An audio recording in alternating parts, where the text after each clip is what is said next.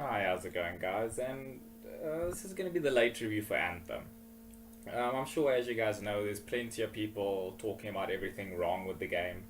I'm just here to give my 2 cents. I'm not starting this off on a negative note, hopefully, you didn't get that impression, but I just wanted to try to talk about my expectations, what it delivered, what it did well. What I missed going back to GTA, Destiny. Was it worth it? Yes, it served its purpose. Um, but let me give myself some credibility. I played the game for about 12 hours a day since the 22nd. It's now the 4th.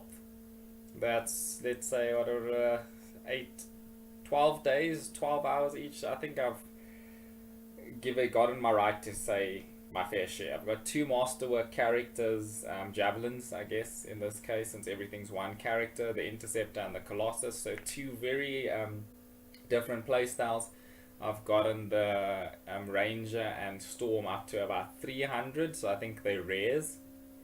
But yeah, with a couple legendaries here, and they played a couple of missions on them just to get a feel for it. But anyways, now you're probably seeing some drops on screen. Very generous, the loot system. What I noticed was going back to Destiny, the guns felt really good. The exotics, even though I was using guns like Skyburner's Oath at the time, because I saw that was in my loadout, it felt special.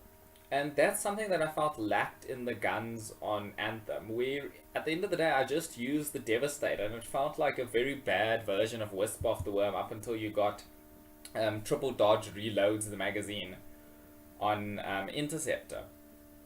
What I think Anthem did well, the traversal. I felt sluggish, slow when I went back to Destiny. It reminded me back of the Warframe days when I started off and just shift space bar. I'd fly around the map feeling like a god. You know, that movement it does really well. Uh, what Warframe did well for me, that Anthem didn't, was it built a world. You know, all those planets. The even though the enemies back when I played was pretty um, homogenous. From what I saw recently of people playing it, seems like it's a completely different game, and it's built really well. That's something that I think Anthem can strive to be like over time, and I think you'll see this a lot throughout my conversation or my review, because as I started writing, it turned from that list I gave you in the beginning to more of how I felt about the game and how I anticipated and hoped that it would become better in the future. Talking about the gameplay, I felt while that it was fun, it fell short. It felt hollow. There was something that I wanted more of. I just wasn't getting. Something that was lacking was that carrot on the end of the stick, and I think a couple of people have spoken about it, where there wasn't anything to chase. Just the little bit at the beginning there, even the coins for the in-game currency store, it's just thrown at you.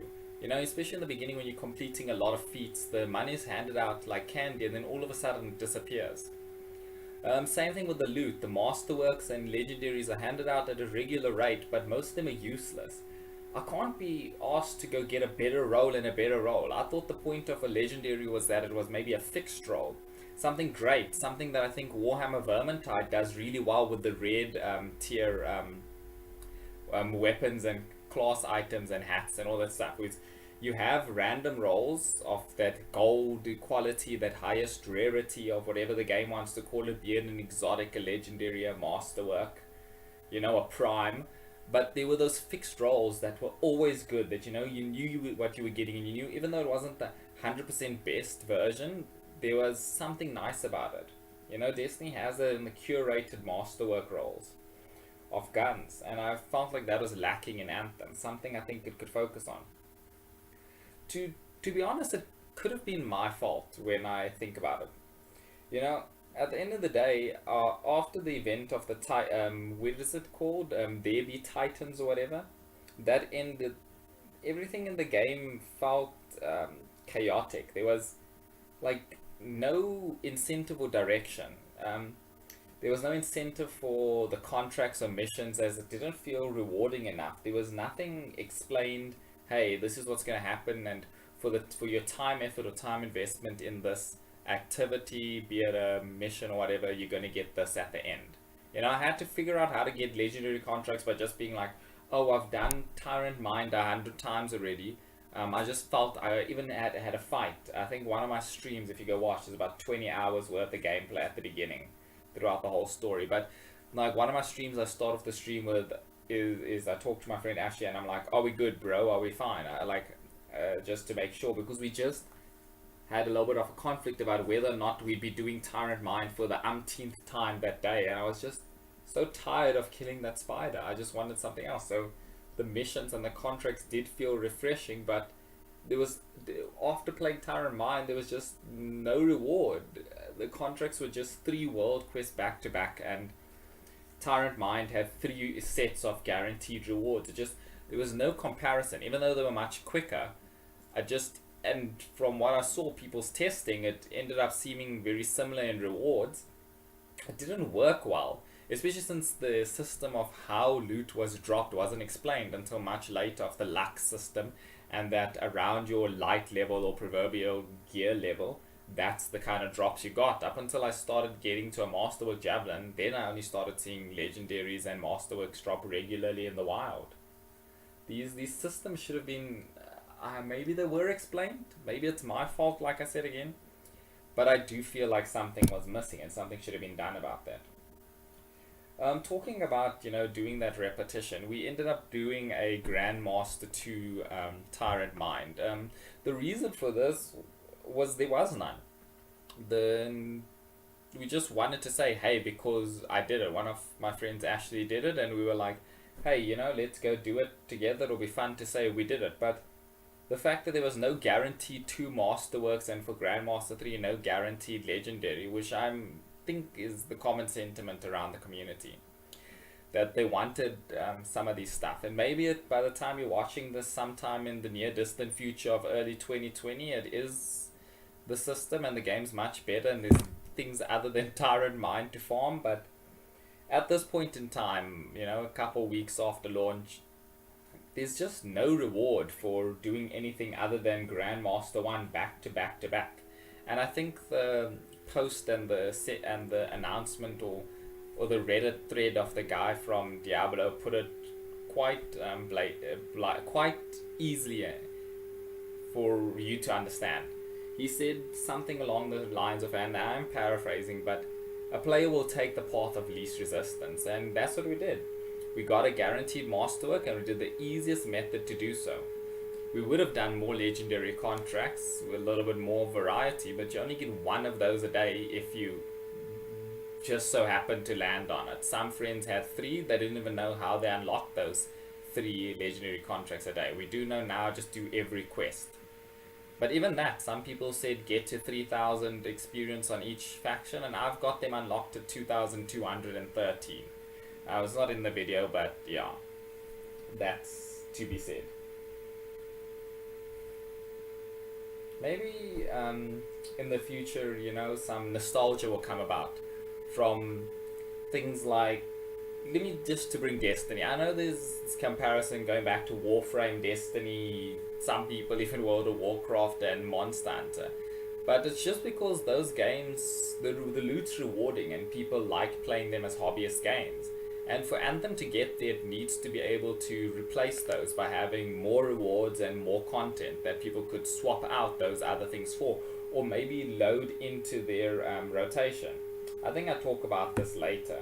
But talking about that Destiny Crota feel, when I was at level 31.5 and I needed that helmet that could only be gotten by beating the boss, every Tuesday I'd load up Destiny on reset, and maybe by Saturday finally finished that first raid. Very hard activity at the beginning, but later playing the game, when Rise of Iron, Wrath of the Machine time, I just wanted to do it again and again and again, and I'd be known as the guy that would always be up for a Crota.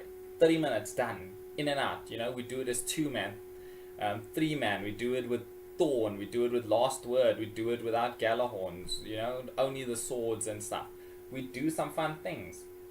And that, I guess, can come with time. Maybe in 3 months, a year from now, like I said, 2020, Anthem will have that. And I'll do Tyrant Mine again and I'll feel that nostalgia. I'll be like, yes, This also could be felt when I played Warframe back in the beginning. Nothing like you guys now experienced it. This was around the time when Destiny was first starting also. So around that same time I played on my workbook. Right now I don't think my computer can handle Warframe.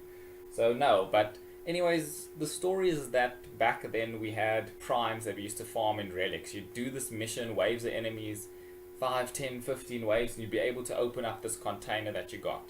And you get that irritation when someone didn't want to go to the next stage or evacuate early, and you get that lower tier reward. But you'd be happy and you'd want to try anyways. And then you could choose from everyone's rewards that they try to unlock, and you'd be like, oh, but that guy got a Boar Prime piece and I want that Boar Prime piece, you know? And then you'd be like, oh, if we do it, we could get this shotgun eventually. The game's now hollow, but that's not bad. Like, an empty Easter egg bunny, it can be filled with candy, and that's something that I want. I think it'll be great for now. Maybe 3 months, like I said, in the future, and I'm not quitting. It's just I'm gonna play less. Mainly because I heard today that it could brick my PlayStation, and I only have one and it's old, so I don't want to lose it. The current state of the game doesn't really fill that like hobbyist nature, you know? Joker's Wild, GTA's American Dream, and Save the World from Fortnite have that allure of the V-Bucks, you know? Monster Hunter World has its events that every couple of months I come back and try to do a catch up on all the quests, you know? The fact that I have to do 6 world events, 3 strongholds, 1 contract, and 1 legendary stronghold doesn't feel like enticement to me. It feels like a list. And the fact that that's just daily, it's too much of a grind that I don't want. Maybe they could switch dailies and weeklies around amounts, get something like the bounty system like from Destiny, or objectives or achievements. There's so many reworks available for this game. It's just hard to talk about it from an enthusiastic perspective without sounding negative. But like your parents' second favorite child, you want it to be better.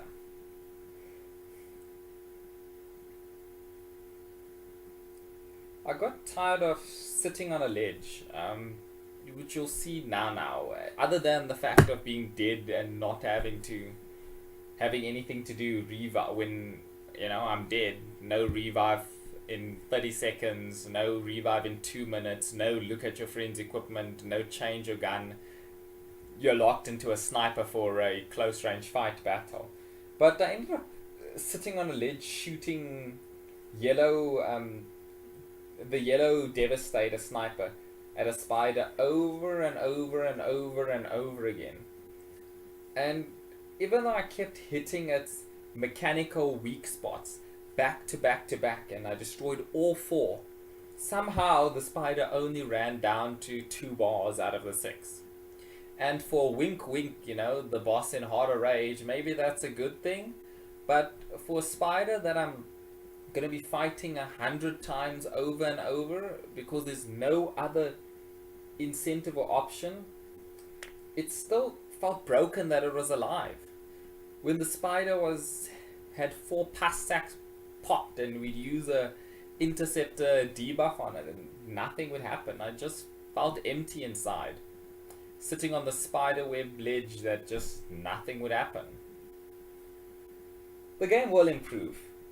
But if you're looking for a new hobby game or anything more than killing spiders back to back to back to back, and I'm getting a bit repetitive now, I think you need to wait.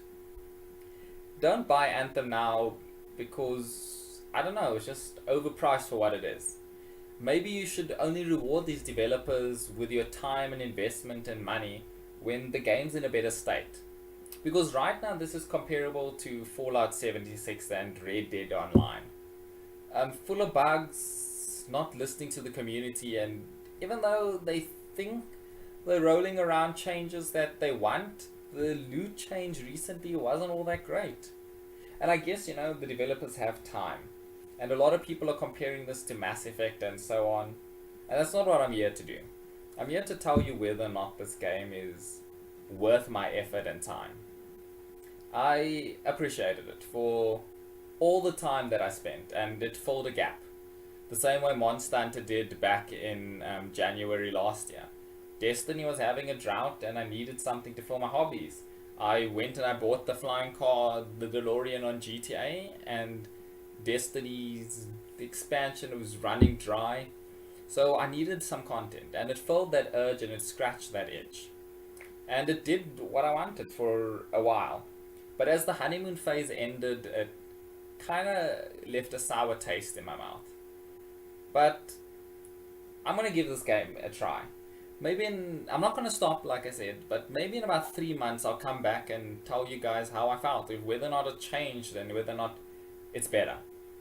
But if you don't believe me, you can go try it out for yourself. Just don't feel disappointed when it's not everything it was hyped up to be.